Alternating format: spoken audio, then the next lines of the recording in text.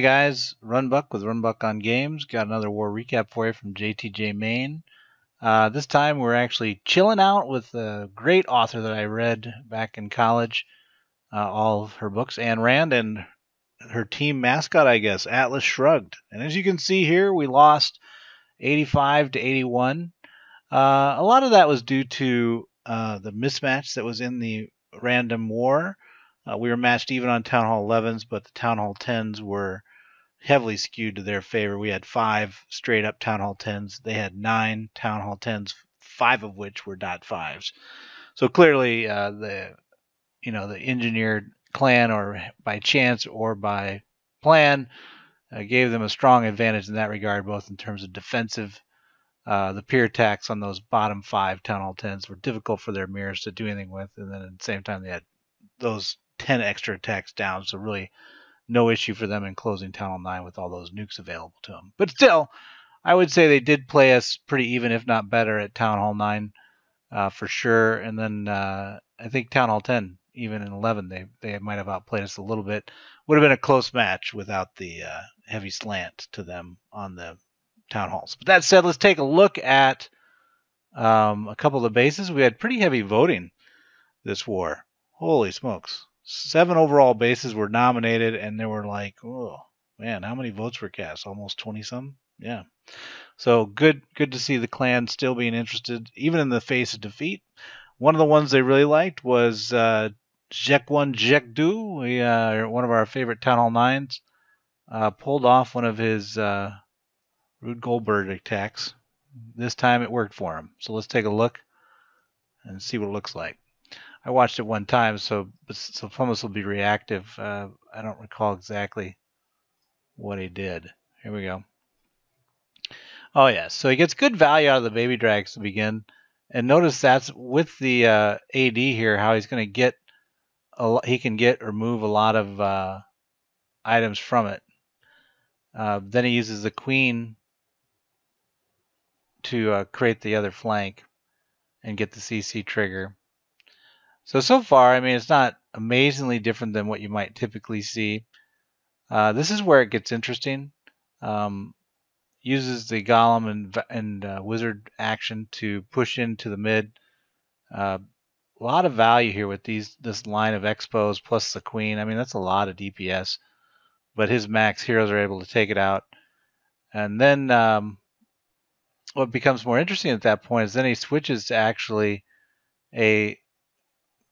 was it just a Lava Loonian with exactly 1 loon on it? I think so. But not bad attack either way. Let's go ahead and speed it up. He's got it at this point. But it looks pretty good. So I think, again, recognizing the amount of DPS he could take out with the initial push is what really helped him through it. Let me pause it here for a second. I just got a match on the search in the clouds. Hang on a second. Okay, 3-star. Sweet.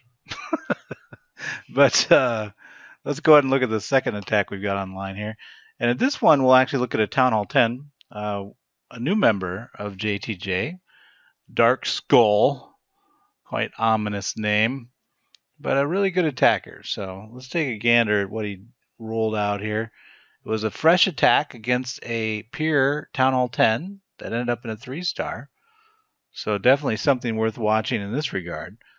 Let's see what we can see. Now, the Infernos aren't maxed, nor are the Expos. So probably we would treat this more as a baby Town Hall 10. I mean, he's got the firepower that you'd see in a Town Hall 10. He's got the Infernos at reasonable level at level 2. And the Expos at level 3, but it's fully upgraded on the new one that he would put down. So, not bad. No question there. But he's bringing in his max heroes, which should help him out quite a bit. So he goes with a Queen Walk. I guess I could see that. Definitely the base lends itself to that. It's got a nice walk path. And it gets the trigger, which is always a bonus to get that out early. And deals with the queen. Now here's interesting. The actual giant push with Valks. So it's a GiVaBo, I guess is what you'd call it. So a mix of Valks and bowlers.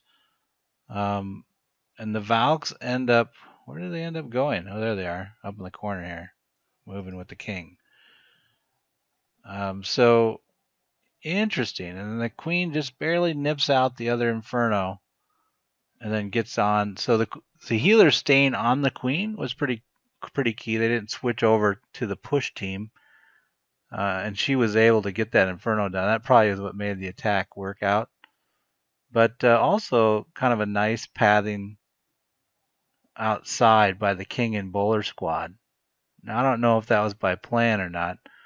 Let's go back and look at the base again now that we've seen his flow and see if we can see the thinking that might have led to it. So the queen walk, you can visualize him seeing that, yeah, getting here, getting here would trigger the CCs because you can see how it's right there.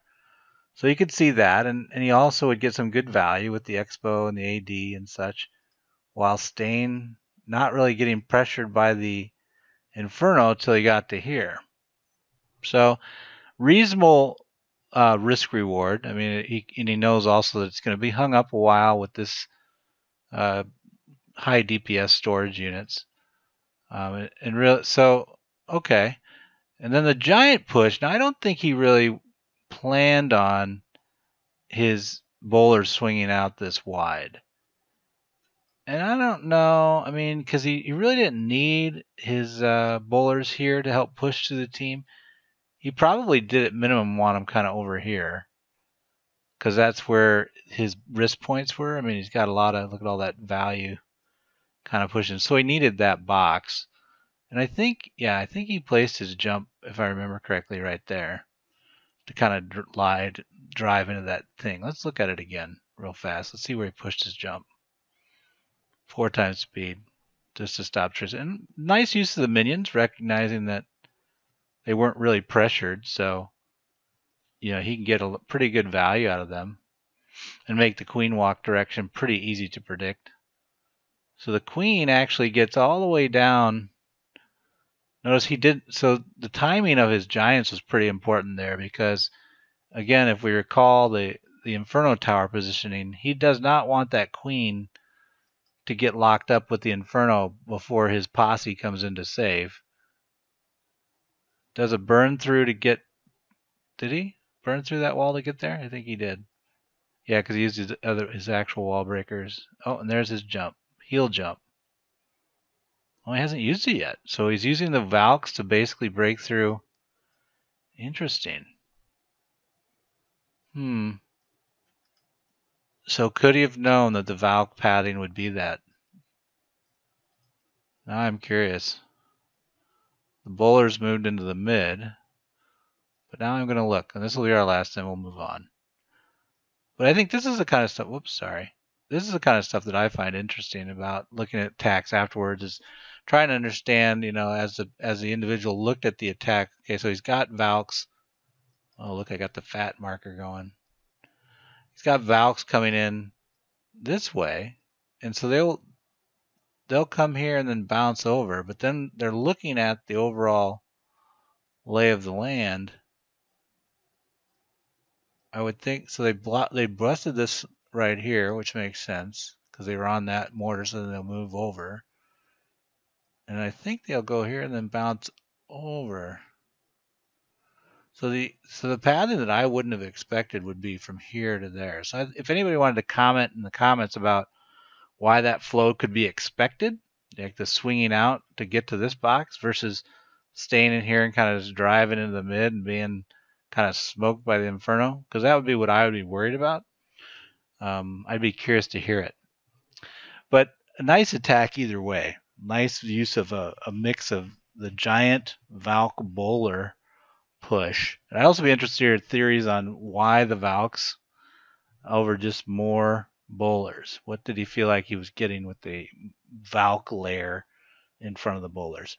Last attack we want to take a look at, though, was one of our lower Town Hall 9s. Beteljuice.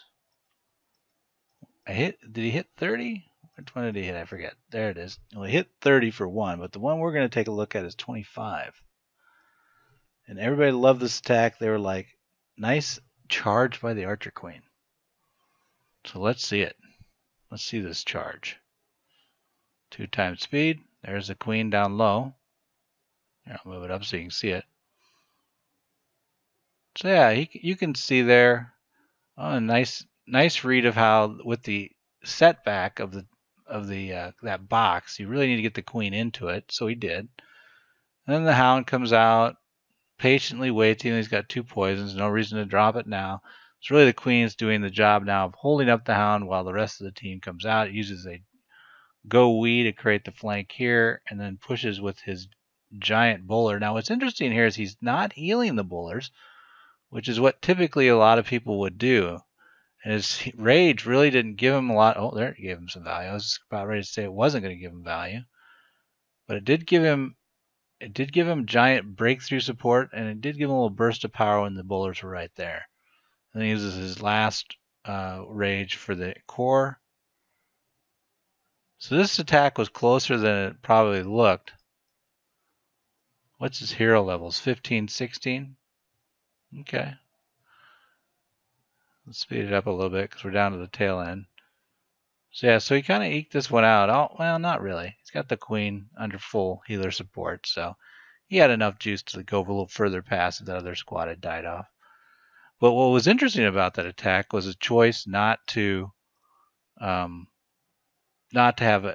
be more of the classic GiBo ho, right? So one, he didn't really push the ho on the backside. What he went with was a queen walk, and then just had, he spent a lot of money on his flanking team with the Go Wiz with that 30-unit flank, and then drove in. Now, I'm going to be posting a video pretty soon talking about the GiBo ho. And one of the keys you look for in the base on the vector you're attacking with the giants and well, healers, but he didn't have any, but with the giants and the bowlers is access to the AD. And so that's maybe why he dropped planning for the AD and instead, just kept it with the healers who could then, or with the queen and, basically take it out here. Or he could have actually had the giants come through here, but if he wanted to really come into this box, this AD would have been a problem for him for the giant pathing. Because, it's going to go here, and it's going to come up. It's going to probably break through. You're getting flanked. Now, you wouldn't, after that first one you're down, you're probably pretty good. You wouldn't be pressured too much till later. What would the range be here? Not bad. So as long as you get this guy past that guy, that push wouldn't be too bad for healer supported, but maybe that was what he was worried about, was this guy here. He wanted this vector to get the queen. And so he decided to not take the healers that route because he's afraid of losing healers. And it worked out. The queen lived for quite some time with her healers. So if that was the plan, Beetle, I like it. High five. Last one. Who shall we look at? Supposedly somebody did a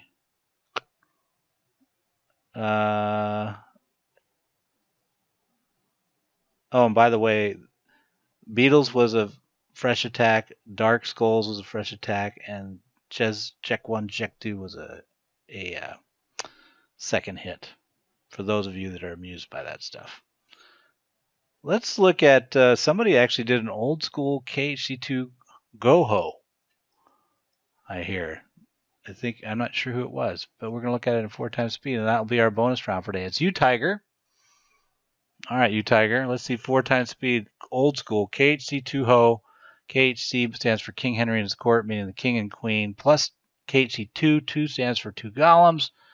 And so there you see it right there with some wizards. The court is the wizards, KHC, C, court. Actually, there's a 3rd golem that he drove right in the middle. This was heavy golems. Almost feels like a max attack, right?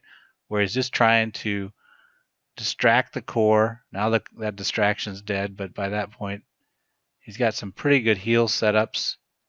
And he had gotten a lot of penetration off that. And look at that.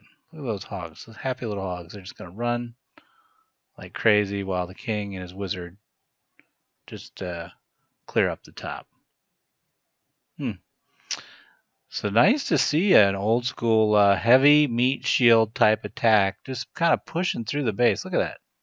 3 golems. So it was a KHC2, but then, it's almost like a KH3. because he had 2 golems to start for his flanking. Then he dropped the 3rd golem from the CC to kind of drive in the core with the rest of his stuff. And at that point, he kind of had this amount of range on a lot of things. And then he just dropped his hogs to kind of come back around the side. So, and I've always thought that the spreader anti-3 base is, just drive a big old semi-truck over it. Put 3 golems in there. But anyway, good attack by you, Tiger, for our final video of this war. Hope it helped everybody. And as always, if you have questions or comments, put them in the comments. Give me a high five. Tell your friends. Whatever you want to do. Have a good week. See ya. What am I going to do? My clan sucks. Hey, it's JTJ. I think that's an all-out attack. No, it's the legendary JTJU. JTJU.